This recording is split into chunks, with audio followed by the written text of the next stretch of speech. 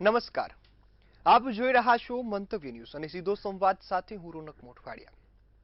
આજે વાત કરવી છે આપણા દેશના, આપણા સમાજના ભવિષ્યની. સામાન્ય રીતે ભવિષ્ય એટલે કે આજના બાળકો. પરંતુ અત્યારે સ્થિતિ એવી છે કે આજના બાળકો ક્રૂરતાના માર્ગે વળી ગયા છે, હિંસાના માર્ગે વળી ગયા છે અને અનેક કુટેવો ધરાવી રહ્યા છે. એમાં પણ ખાસ કરીને નાની અદાવતનો ઝઘડો હત્યા સુધી પરિવર્તિત થાય છે, હુમલા સુધીની ઘટનાઓ બનતી હોય છે. અગાઉની ઘટના અમદાવાદના સેવન્થ ડેની હજુ તમને યાદ હશે તો ફરીથી આવી અનેક ઘટના સુરતથી સામે આવી કે જ્યાં એક વિદ્યાર્થી પર અન્ય વિદ્યાર્થીઓ દ્વારા હુમલો કરવામાં આવ્યો. અન્ય યુવકો જે સગીર વયના હતા તેમના દ્વારા હુમલો કરવામાં આવ્યો અને ગંભીર રીતે ઇજાઓ પહોંચાડી. તો અન્ય એક ઘટના આજે અમદાવાદ ખાતેથી સામે આવી કે જ્યાં ટ્યુશન ક્લાસમાં સામાન્ય બેસવા જેવી બાબતમાં હુમલો થયો. છરી વડે હુમલો કરી છાતી અને પીઠના ભાગે એક જ વિદ્યાર્થીએ બીજા વિદ્યાર્થીને ઈજાઓ પહોંચાડી. આ ઘટના જોતા એવું લાગે કે વિદ્યાર્થીઓ સતત ક્રૂર કેમ બનતા જાય છે અથવા તો યુવાનોના મનમાં આ પ્રકારનું કૃત્ય કરવાની ઈચ્છા કેમ જાગે છે. આ મુદ્દાની આજે ચર્ચા કરવી છે, ઊંડાણપૂર્વક જાણવો છે અને વિદ્યાર્થીઓના ભવિષ્ય વિશે વાત કરવી છે. ત્યારે મારી સાથે ગેસ્ટ પેનલમાં જોડાયા છે એમ.જે. સોનારા જેઓ મનોચિકિત્સક છે, જયેશભાઈ ઠક્કર એક શિક્ષણવિદ છે અને પ્રોફેસર પ્રચેતાબેન પંડ્યા જેઓ પણ એક શિક્ષણવિદ છે. આપ સૌ મહાનુભાવોનું મંતવ્ય ન્યૂઝ પર સ્વાગત છે. શરૂઆત પ્રચેતાબેન હું આપનાથી કરીશ. આપ એક શિક્ષણવિદ છો અને સાથે વિદ્યાર્થીઓ વચ્ચે પણ રહેતા હશો. આ ક્રૂરતા ક્યાં સુધી આવી છે અત્યારે અને આવું વિચાર કેમ? મનુષ્ય જીવન એટલે શ્વાસ લેતું થાય પછી એ જીવન કેમ ચાલે છે અને શા માટે આપણું અવતરણ થયું છે એ બાબતની કોઈ ચર્ચા આપણે બાળકો સાથે નથી કરતા. ભારતીય પરંપરાએ એંગર મેનેજમેન્ટ માટે બહુ સરસ કે ઇટ્સ અ ગ્રેજ્યુઅલી આ એક છે ને ધીરે ધીરે ધીરે ધીરે ઘણા બધા દિવસનું ભેગું થયેલું ક્રોધને જન્માવતું તત્વ છે. શ્રીમદ ભગવદ્ ગીતામાં આ બાબતને બહુ જ સારી રીતે વ્યક્ત થઈ છે. ઘણા બધા નાના નાના નાના કારણો ભેગા થાય અને પછી એક આવું મોટું સ્વરૂપ ધારણ કરે ત્યારે આપણને જે દેખાય છે ને એ પરિણામ છે. પણ એની પહેલા જે બાળક આ કૃત્ય કરે છે એને આઈડેન્ટિફાય કરવાનું કામ એક શિક્ષકે ચોક્કસ કરવું જોઈએ. એ પછી સ્કૂલમાં ભણાવતા હોય કે પછી ક્લાસીસમાં જતા હોય. આ આખી વાત એક તો ક્રોધ છે ને એ એમને નથી આવતો, એના માટેનું કોઈક ઉત્પાદક બળ હોવું જરૂરી છે. જેમાં કોઈની નકારાત્મકતા તમે જો એને વારંવાર છેડ્યા કરશો, તમે એને એ વ્યક્તિ સાચી હશે ને છતાં એને ટોક ટોક કરશો. આવા ઘણા બધા મુદ્દા છે. મારા એક વિદ્યાર્થી સાથે મારી એકવાર વાત થયેલી હતી. એને કહ્યું એ બહુ જ સારું આ માર્શલ આર્ટને જાણે કરે અને એમાં એને હું ઘણું આગળ વધેલો હતો. મેં એને પૂછ્યું કે આર્થિક રીતે બહુ સંપન્ન ઘરનો નહીં, એટલે મેં એને પૂછ્યું કે ત્યાં કેવી રીતે શીખ્યો તું આ બધું. એને કીધું કે મારા ઘરની બાજુમાં એક બાગની અંદર માર્શલ આર્ટ શીખવતા હતા ફ્રીમાં. મને ઘણી બધી બાબતોથી હું ગુસ્સે થઈ જતો હતો અને મને મારું એંગર મેનેજમેન્ટ, કારણ કે મારા માતા પિતા ભણેલા નથી, મારા ભાઈ બહેનોમાં પણ એજ્યુકેશનનું પ્રમાણ ઘણું ઓછું. એ સંજોગોમાં મને એવું લાગ્યું કે મારે મારા ક્રોધ પર કાબુ મેળવવો પડશે. એટલે મેં આ જોઈન કર્યું અને પછી ગ્રેજ્યુઅલી ત્યાં મારો ગુસ્સો નીકળવા માંડ્યો. પછી મને ખબર પડી કે મારા શરીર પર આ બધી અસરો થઈ રહી છે. આ છે એટલે નકારાત્મકતાથી સકારાત્મકતા સુધી હું કેવી રીતે પહોંચું, એટલે એ રસ્તો એને જાતે આઈડેન્ટિફાય કર્યો. આજની તારીખમાં એ બહુ જ સારો કોચ છે. મારું કહેવાનું માત્ર એટલું જ છે કે જો ખરેખર એ ક્રોધને તમે પારખી લો પહેલા, તો એની ઉપર તમને કામ કરવાની ખબર પડશે. અત્યારે ક્લાસની અંદર સંખ્યાના પ્રશ્નો હશે જ, હું ના નથી પાડતી, પણ છતાં એકલું રહેતું અથવા તો બહુ ટીઝિંગ થતું હોય એ રીતે બાળક જો ફરિયાદ કરે માતા પિતાને કે ટીચર્સને. મને લાગે છે કે આ બંને જે શિક્ષક અને માતા પિતા આ બંનેની રોલ સાથે બેસીને વિચારવો પડશે અને એમાં મનોવિજ્ઞાનના જે સાહેબ આપણી સાથે બેઠા છે એ પણ કહેશે આ બાબતે કે કેવા કેવા પ્રકારના એ લોકોને કાર્યો સોંપવા જોઈએ કે જેથી એ મેનેજ કરી શકે. જી બિલકુલ. જયેશભાઈ, હું આપની પાસે આવીશ અને પછી એ મનોચિકિત્સક રીતે પણ જોઈએ કે મનોવિજ્ઞાન કઈ રીતે અસર કરી શકે ને શું માનસિકતા છે. જયેશભાઈ, અત્યારે વિદ્યાનું ધ્યાન લોહિયાળ થાય આ ખૂબ શરમજનક અને ચિંતા કરવા જેવી બાબત છે. આ બંને ઘટનાઓને કઈ રીતે જોઈ રહ્યા છો ને વાલીઓ માટે આ લાલબત્તી સમાન કિસ્સો કેટલો? જી જયેશભાઈ.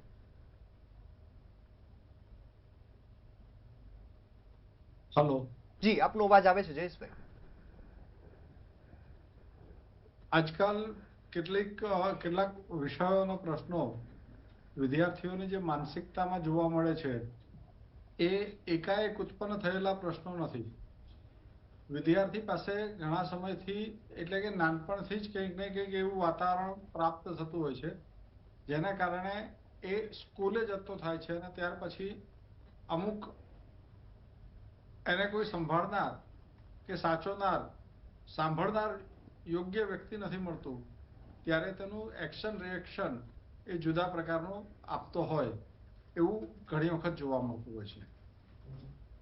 વિદ્યાર્થી ઘણી બધી વખત ગુસ્સો કરી બેસે છે તો આ ગુસ્સા પાછળનું એનું સામાજિક કારણોનો ક્યારેક વિચાર કરવો જોઈએ અને આ સામાજિક કારણો ક્યાંથી આવી રહ્યા છે એનો આ જનરેશનમાં ચોક્કસપણે વિચાર કરવો જોઈએ. ઘણી વખત એવું બનતું હોય છે કે નાનપણથી જ વિદ્યાર્થીના હાથમાં મોબાઈલ વાલીઓ દ્વારા આપી દેવામાં આવતો હોય છે.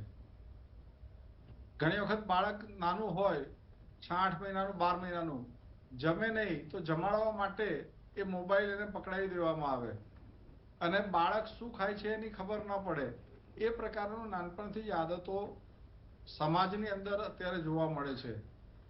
એનું લાંબા ગાળાનું આ પરિણામ બની શકે છે.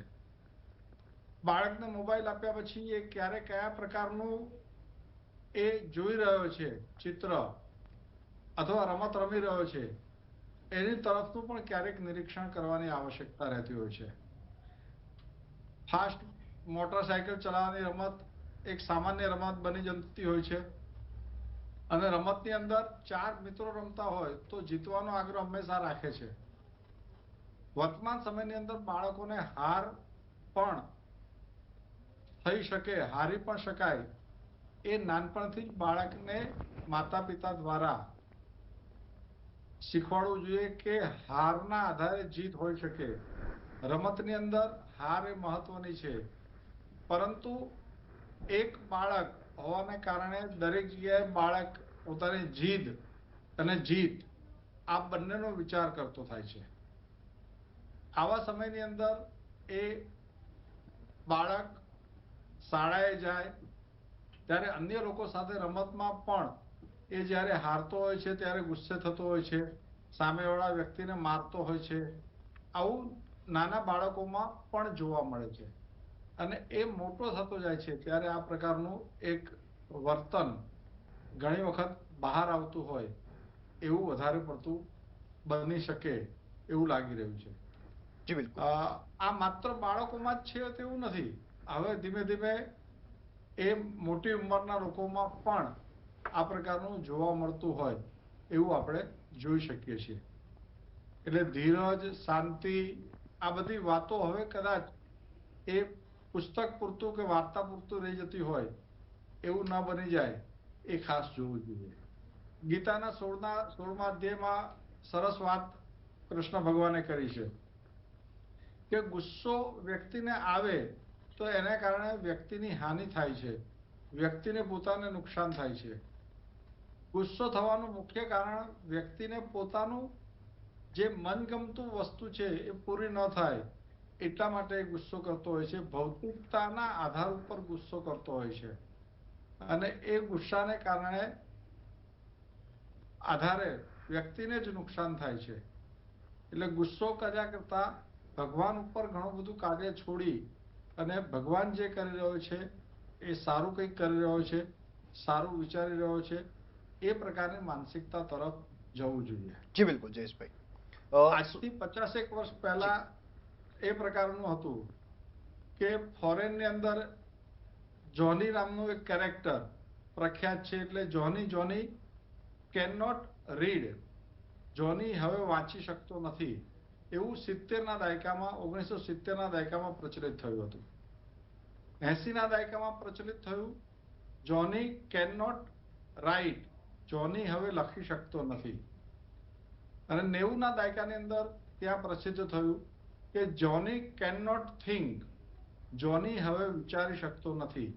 આ પ્રકારના 3 સૂત્ર એ વિદેશમાં 70, 80 અને 90 દાયકાની અંદર થયા હતા, જે ભારતમાં હવે ધીમે ધીમે આપણને જોવા મળે છે કે વાંચવાની સંખ્યા ઘટતી જાય છે, પરિણામે વિચારવાની સંખ્યા ઘટતી જાય છે. આ બધું ક્યાંક ને ક્યાંક આપણને એની અસરો હવે દેખાવાની શરૂ થઈ હોય એવું લાગી રહ્યું છે. જી બિલકુલ જયેશભાઈ. સોનારા સાહેબ, હું આપની પાસે આવીશ. અત્યારે ક્રૂરતાની હદ શું હોઈ શકે? તો સામાન્ય બેસવા જેવી બાબતમાં ખુરશી માટે કોઈને ચપ્પુનો ઘા મારવો એ ખૂબ ક્રૂરતાની હદ ગણી શકાય. પછી સામાન્ય બોલાચાલીમાં પણ એક વિદ્યાર્થીને મોતની નજીક પહોંચાડી દેવો, એવો માર મારવો.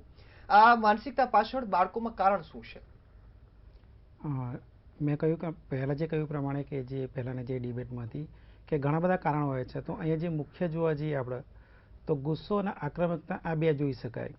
હવે ગુસ્સો અને આક્રમકતા બાળકમાં આવી ક્યાંથી?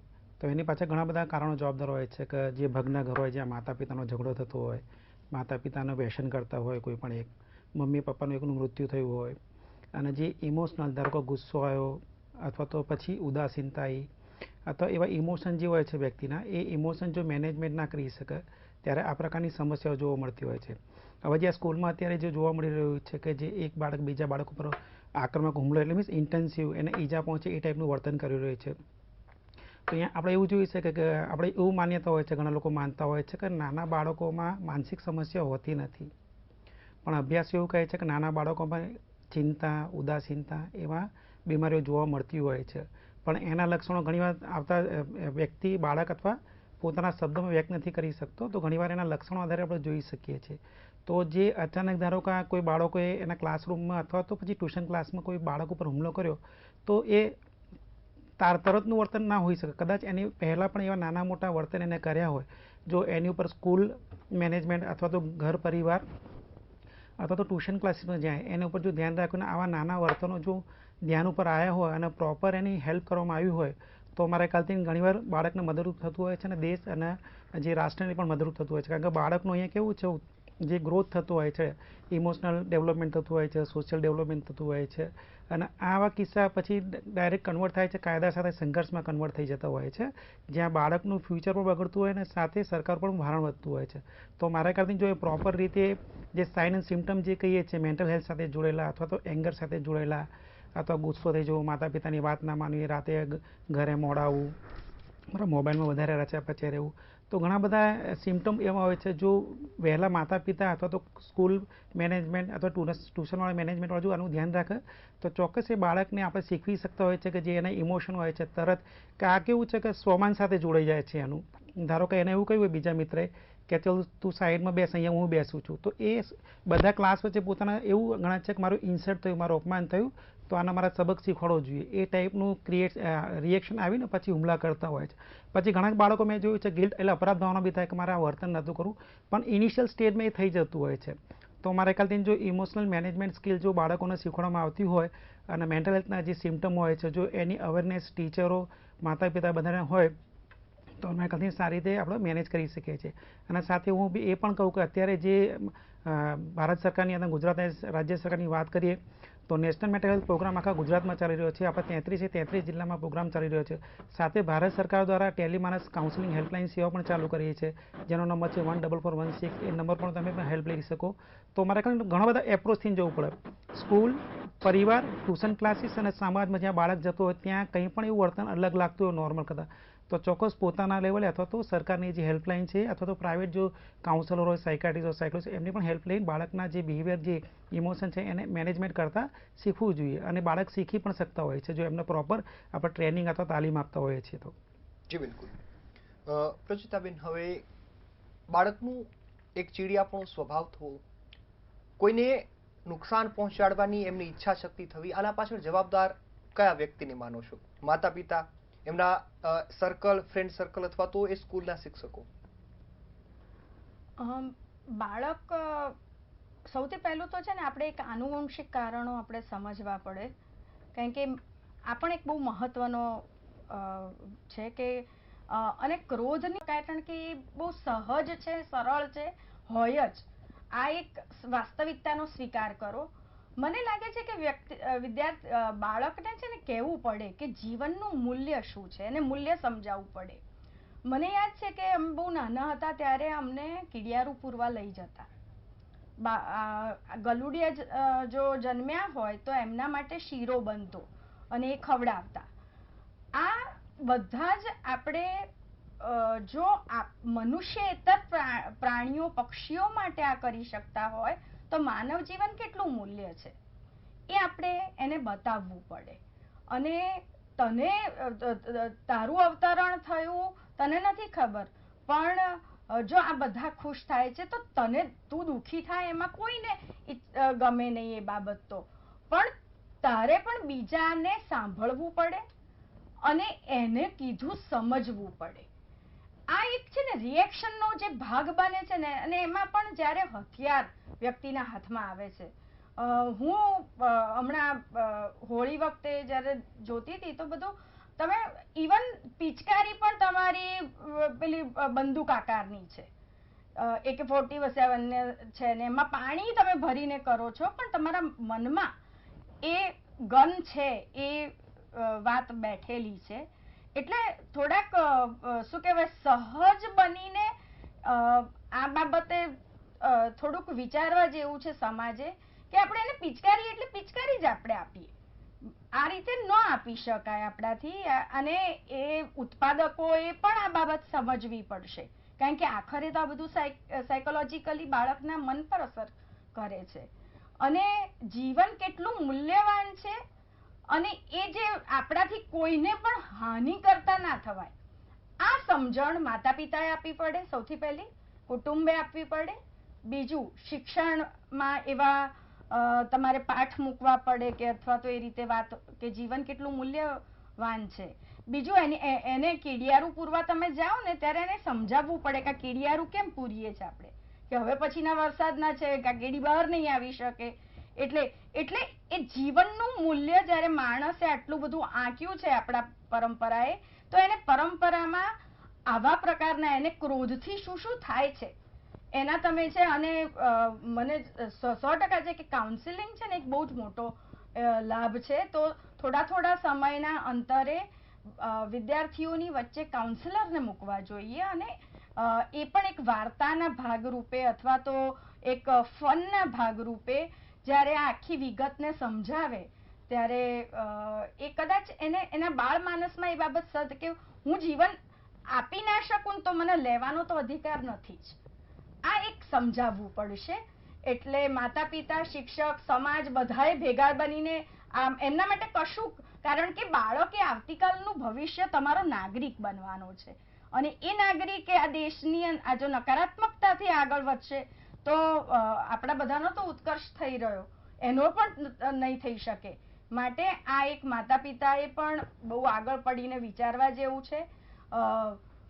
કોક્યુલર એક્ટિવિટી, જે કોક્યુલર એક્ટિવિટી આપણે કહીએ છીએ કે જેની અંદર એનું ફ્રસ્ટ્રેશન પણ નીકળી શકે, એનો ગુસ્સો પણ નીકળી શકે, એ રીતે આપવું પડશે એવું લાગી રહ્યું છે. જી બિલકુલ. જયેશભાઈ, હવે આ સ્થિતિ આવી છે એ ખૂબ ચિંતાનો વિષય છે. સુધારો કરવા શું કરવું ખાસ બાળકોમાં? એ પ્રકારનું જે માનસિક વૃત્તિ છે, કોઈને નુકસાન પહોંચાડવાની, બદલો લેવાની ભાવના, આ તમામને દૂર કરવા ખાસ શું ધ્યાન રાખવું જોઈએ?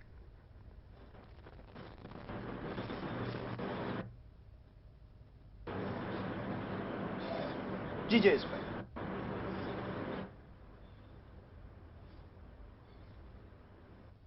જી જયેશભાઈ, મારો અવાજ આવે છે આપને? લાગે છે કોઈ ટેકનિકલ ખામી છે. સોનારા સાહેબ, હું આપની પાસે આવીશ. બાળકના વર્તનમાં કોઈ ફેરફાર આવે તો એ કદાચ માતા પિતા અથવા તો સાથે રહેનાર વ્યક્તિ ઓળખી શકે. એવા કયા ફેરફાર આવતા હોય છે જ્યારે આવી મનમાં વૃત્તિ હોય, કોઈને નુકસાન પહોંચાડવાનું અથવા તો સ્વભાવમાં બદલાવ આવ્યો હોય, ક્રોધવાળો સ્વભાવ થઈ ગયો, તો શું એના લક્ષણો હોય ને સોલ્યુશન શું છે આ મુદ્દા પર? સામાન્ય રીતે જોઈએ તો એ ના પાડતા શીખતો હોય છે મોટા ભાગે દરેક વસ્તુમાં. પોતાની આઈડેન્ટિટી ઊભી કરવા માટે દરેક વસ્તુ ના પાડી, જીદ કરવી, બરાબર. બીજા સિમ્ટમમાં જોઈએ તો ઘણીવાર એની ઊંઘવાની પેટર્ન બદલાતી હોય છે. રાત્રે મોડા સુધી જાગવું, વહેલા ઉઠવું ને મોડો, એટલે મીન્સ ઊંઘની જ પેટર્નમાં જ બદલાવ થતો હોય છે. ઘણીવાર તમે જુઓ તો ભૂખની પેટર્નમાં બદલાવ થતો હોય છે. જમવાનું વ્યવસ્થિત જમવાની, ટાઈમસર જમવાની. ઘણીવાર રાત્રે મોડા સુધી બહાર ફર્યા કરતા હોય છે. અને દરેક વાતમાં જે મા બાપ એને સલાહ આપતા હોય છે તો મેં જોયું છે તો એને એવું લાગતું હોય કે મને કંટ્રોલ કરી રહ્યા છે. મેં ઘણા એવા ક્લાયન્ટ જોયા છે કે જેમના મા બાપ કોઈ સલાહ આપતા, કોઈ એંગર, ગુસ્સો થતો હોય ત્યારે કહેતા કે બેટા તારી ગુસ્સે ના કરાય. આટલું નાનું સરખું સેન્ટેન્સમાં બાળક એને ઇન્ટરપ્રિટેશન એવું કરતું હોય છે કે તમે મને કંટ્રોલ કરવા માગી રહ્યા છો, હું મારી જિંદગી શા માટે ના જીવી શકું. તો આ જે સોશિયલ મીડિયાની જે અસર કહીએ છીએ તો મારા ખ્યાલથી બાળકોના માનસ પર વધારે પડી રહી છે કે પોતે પોતાનું અસ્તિત્વ બતાવવું. પણ આ ઉંમર એવી હોય છે ઘણીવાર પોતે નિર્ણય નથી લઈ શકતા, એમનો પરિપક્વતાનો અભાવ હોય છે, ઇમોશનની જે પરિપક્વતાનો અભાવ હોય છે, બરાબર. તો આ ઘણા બધા પ્રોબ્લેમ હોય છે. પણ આ જે સામાન્ય સિમ્ટમ જે કહીએ છીએ, ઊંઘમાં બદલાવ થવો, પછી એને જમવામાં બદલાવ થવો, બરાબર. આગળ પછી એકદમ આર્ગ્યુમેન્ટ કરવી માતા પિતા સાથે અથવા સ્કૂલમાં આર્ગ્યુમેન્ટ કરવી. તો બે જગ્યાએ બાળકનું જો ઓબ્ઝર્વેશન કરવામાં આવતું હોય, મોટાભાગે બાળક કાં તો સ્કૂલમાં રહેતું હોય છે અથવા ઘરે અથવા ટ્યુશન ક્લાસીસ. તો મારા ખ્યાલથી આ 3 જગ્યાએ જો ઓબ્ઝર્વેશન કરવામાં આવે અને એવા કોઈ પણ સિમ્ટમ જોવા મળે, ધારો કે પેન પછાડ્યું, એકદમ દરવાજો એકદમ પછાડી દેવો, બરાબર, કોઈના કોલર પકડી લેવા, બરાબર. તો એ નાના નાના સિમ્ટમ જે હોય છે એ પછી એંગરમાં કન્વર્ટ થતા હોય છે. પછી જીદ કે મારી જગ્યા છે તો મારી જગ્યાએ કોઈ બેસવું જ ના જોઈએ. પછી પાણીની બોટલ ભરાય છે તો હું જ પહેલો ભરું. એટલે અહીંયા પાછું એ પણ જો કે જે સિનિયર અને જુનિયરની વાત કહીએ છીએ તો એમાં જે સિનિયર હોય છે તો એક હાયરાર્કી ચાલી આવે છે. તો મેં જોયું છે કે ચાઇલ્ડ સેક્સ એબ્યુઝની વાત કરું તો મેં એક પેટર્ન જોઈ છે, અથવા તો રેગિંગની વાત કરીએ તો એવામાં જોઈએ છે ને એક પેટર્ન ચાલી આવતી હોય છે. જે કોઈ પણ સ્કૂલ હોય, કોલેજ હોય, ત્યાં તો રાજ્ય સરકારના, ભારત સરકાર થોડા કડક નિયમ છે એટલે ઓછું જોવા મળે છે. આમ છતાં એવું હોય છે કે જે સિનિયરોએ જે કર્યું હોય, બાળકો સાથે ગુસ્સો કર્યો હોય અથવા તો એની સાથે રેગિંગ કર્યું હોય, તો એ જે જ્યારે પોતે સિનિયર બનતા હોય ત્યારે એ જુનિયર પાછા એમની પાછળના જે બાળકો હોય એમની સાથે કૃત્ય કરતા હોય છે અથવા આ ટાઈપનો બદલો લેતા હોય છે. તો મારા ખ્યાલથી જ્યાં પ્રશાસન એટલે જે આને કંટ્રોલ કરવું હોય તો એકલી સ્કૂલની જવાબદારી નથી, મારા ખ્યાલથી એકલા મા બાપની જવાબદારી નથી, અથવા તો શિક્ષકની. બધાએ સહિયારો પ્રયત્ન કરો. જ્યાં પણ એવા એંગર ઇસ્યુને લગતા અથવા તો ગુસ્સાને લગતા અથવા ઊંચા અવાજે બોલવું અથવા વસ્તુ પછાડવું, બરાબર, અથવા તો ચોરી કરવી, આ બધા જે બનાવો જે છે જો એના પર પ્રોપર આપણે ધ્યાન આપીએ તો બાળકના જે ઇમોશનલ ડેવલપમેન્ટ, સોશિયલ ડેવલપમેન્ટ અને કોગ્નિટિવ લેવલનું ડેવલપમેન્ટ સારું આપણે યોગદાન આપી શકતા હોઈએ છીએ. તો મારા ખ્યાલથી સહિયારી જવાબદારી છે. અને જે મેડમે કહ્યું કે જે પાઠ્યક્રમો હોય અથવા તો જેના રમકડાની વાતો કહીએ અથવા તો જે ગન આપે છે, તો સાયકોલોજીકલ રીતે આપણે ગન આપીએ છીએ તો એનો આકાર તો આપણને ખબર છે. તો પિચકારી મારે છે તો ઇનડાયરેક્ટલી એ છે ને પ્રિવેન્શન થઈ ગયું કે કોઈની ઉપર મારવું, બરાબર. તો એના હાથમાં ગન આવે તો એ મારી શકે છે. તો એ બધા તો અહીંયા જે કહે છે ને ઓવરઓલ એપ્રોચ કહે છે, એના રમકડાથી માંડીને એના જીવન સાથેના જે પણ એની સાથે જોડાય છે એ દરેક સાથે, અને સાથે જે એજ્યુકેશન પોલિસી જે બની છે એમાં પણ ટીચરોનું પણ એવા ના હોવો જોઈએ કે એ બાળકો સાથે કોઈ પણ જાતનો એબ્યુઝ કરતા હોય. તો ઘણીવાર આ બધા બહુ મિક્સઅપ થતું હોય છે. એટલે આનો જો બારીકાઈથી અભ્યાસ કરવામાં આવે તો બાળકનું મારા ખ્યાલથી જે ડેવલપમેન્ટ છે સારું રહે છે. અને પહેલાં જે મેં કહ્યું એમ કે બાળક નોર્મલ કરતાં કંઈ પણ અલગ વર્તન લાગતું હોય એ માતા પિતાના શિક્ષણને ખ્યાલ આવતો હોય તો ચોક્કસ પોતાના ઉપર ભાર નહીં લઈ લેવાનો. ધારો કે માતા પિતા છે તો હું જ મારા બાળકને સારો કરું, શિક્ષક હોય તો મારા ક્લાસના બાળકને હું જ સારો કરું, એમનો ભાર વહેંચી દેવો જોઈએ. ઘણા બધી એજન્સીઓ, ઘણી બધી સેવાઓ આપતી સંસ્થાઓ છે તો એમની પણ હેલ્પ લેવી જોઈએ કે બાળકનું એવું કોઈ વર્તન હોય તો ચોક્કસ એમને જાણ કરો. અને મેં કહ્યું ટેલિમાનસ હેલ્પલાઇન બી બહુ સરસ હેલ્પલાઇન છે, તમે ત્યાં કોલ કરો. એટલે છે ને એનર્જી તમે પોતે પણ વહેંચો, એ પોતાનો પર ભાર ના રહો. બાળકનું કોઈ બિહેવિયર એવું લાગતું હોય કે જે પ્રોબ્લેમેટિક છે અથવા કોઈ માનસિક સમસ્યાનો એ શિકાર બની રહ્યો છે અથવા તો કોઈ એબ્યુઝનો, ફિઝિકલ, સાયકોલોજીકલ કોઈ એબ્યુઝ થયું હોય તો એ દરેક વસ્તુ જો બાળકને આપણે શાંતિથી પૂછીએ છીએ અથવા તેની સાથે કાઉન્સેલિંગ કરે છે તો ચોક્કસ બાળક એના રીઝનો કહી શકે છે અને એને આપણે જે મેનેજમેન્ટ કહીએ છીએ એ પણ કરી શકતું હોય છે. તો આ બધા સહિયારો એપ્રોચ લઈએ તો બાળકના ડેવલપમેન્ટમાં મદદ થઈ શકતી હોય છે, એવું મેં જોયું છે. હું તમને એક કિસ્સાની વાત કહું છું કે ઘણા ટાઈમ પહેલાં એક બાળક સાથે મારી જે મુલાકાત થઈ હતી એને કાયદા સાથે સંઘર્ષમાં લાવેલા હતા ઓબ્ઝર્વેશન હોમમાં. તો એને એના જે સાથીદાર હતું એની સાથે જે વાનમાં બાળક આવતું હતું એની બ્લેડથી મારીને ગળું કાપીને એનું ખૂન કરી દીધું હતું. જ્યારે એની સાથે કાઉન્સેલિંગ કરવામાં આવ્યું ત્યારે એને એવું જોવા મળ્યું હતું કે એ જે વાનમાં જતા હતા એ વાનમાં એ બાળક પોતે હતો ને એની બેન પણ આવતી હતી. તો જે બીજો બાળક હતો એવું કહેતો હતો કે તું મુझे જીજાજી કે, તું મુझे જીજાજી કે.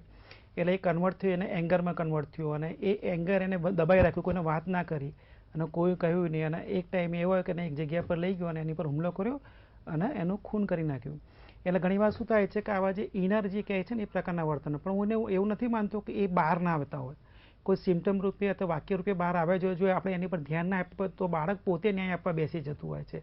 એટલે એને અન્યાય ના થાય, એની વાત સાંભળો, કોઈ પણ જાતના ડિસ્ક્રિમિનેશન વગર અથવા એને પૂર્વગ્રહ રાખ્યા વગર એની વાત સાંભળીને અને પછી એપ્રોપ્રિએટ તમે સ્ટેપ લો તો મારા ખ્યાલથી બાળક સમજી શકતું હોય છે. અને બાળકના બી સ્વને રિસ્પેક્ટ આપવો જોઈએ. એ નાનો છે એમ કરીને ઉતારીને આપણો ગુસ્સો ના થવો અથવા તો આપણે જે ઈચ્છીએ છીએ એવું વર્તન ના કરે, આપણે ઘણીવાર મારી દેતા હોઈએ છીએ. તો મારા ખ્યાલથી અહીંયા છે ને એને જે ના હોય છે ને એને બી થોડો રિસ્પેક્ટ આપવો જોઈએ. આપણે એવું નથી કહેતા કે એની નાના જ આપણે રિજેક્ટ કરવી જોઈએ, પણ એની નામાં પણ જોવું જોઈએ કે કંઈ એવું રીઝન તો નથી કે જે એને તકલીફ આપી રહ્યું છે. મેં જોયા છે કે તમને એક બીજો કિસ્સાની વાત કહું. એક બાળક જે હતું એ ઘણા સમયથી સ્કૂલે જતું નહોતું, કમસે કમ 70-80 દિવસથી સ્કૂલે નહોતું જતું, ઘરે જ રહે, સવારે તૈયાર થઈ જાય, પછી એના મમ્મી એના વડે બોલે, આ ટાઈપનું કરે. તો અમે જ્યારે એનું સાયકોએનાલિસિસ કર્યું તો એક નાની સરખી એક જીદ એને પાછળ જવાબદાર હતી. જે એ જીદ ઉપર મેં કામ કર્યું તો એ બાળક સ્કૂલ જતો થઈ ગયો અને પ્રોપર એપ્રોચ લીધો જે સાયન્ટિફિક તરીકે, એનું જીવન પણ સારું થયું, મા બાપની એન્ઝાયટી પણ ઓછી થઈ અને પોતે સમાજ ઉપયોગી કામ કરી શકે અને બાળક પણ સારી રીતે ભણી શક્યો. તો અહીંયા મલ્ટિપલ એપ્રોચથી જવું જોઈએ, હું એવું ચોક્કસ માનું છું. જી બિલકુલ. ત્યારે સમયની મર્યાદા છે એટલે કાર્યક્રમ અહીં સમાપ્ત કરવો પડશે. આપ સૌ અમારી સાથે જોડાયા, આ મહત્વના મુદ્દા પર ખૂબ સરસ માર્ગદર્શન આપ્યું અને ચર્ચા કરી બદલ આપનો ખૂબ ખૂબ આભાર. તો હાલની સ્થિતિમાં આપણું ભવિષ્ય ક્રોધિત થતું જાય છે અને જે રીતે નિષ્ણાંતો જણાવી રહ્યા છે કે તેમની પાછળ ઘણા કારણો જવાબદાર છે અને કારણની પાછળ કામ કરવાની જવાબદારી સૌ કોઈની છે. સહિયારો સાથ હશે તો બાળકનું ભવિષ્ય સુધારી શકાશે. સતત હિંસાની ઘટનાઓ અટકાવવી હવે તમામ માતા પિતાની, તમામ શિક્ષકોની અને સાથે મિત્રોની પણ ફરજ છે. જો કોઈ પણ વ્યક્તિમાં આ પ્રકારની સ્થિતિનું નિર્માણ થાય, ક્રોધિત થતો હોય અથવા તો જે પ્રકારે અહીં સિમ્ટમ્સ જણાવવામાં આવ્યા છે આવું તમને પણ દેખાય તો ખાસ એની મદદ કરવાનું રાખો. સતત આ પ્રકારના થોટ આવવા, ગુસ્સે થવું એ ભવિષ્ય માટે ખૂબ ખતરો છે અને આ પ્રકારે હત્યાની ઘટના વધવી માતા પિતા માટે ખૂબ ચિંતાનો વિષય છે. આશા છે કે હવે આવી ઘટનાઓ નહીં બને. કોઈ પણ બાળકનો ઉછેર થાય એ લાડ પ્યારથી થાય અને એક પ્રેમથી થાય તેવી આશા સાથે કાર્યક્રમને સમાપ્ત કરીએ છીએ. ફરીથી મળીશું એક નવા મુદ્દા સાથે. ત્યાં સુધી મને રજા આપશો. નમસ્કાર.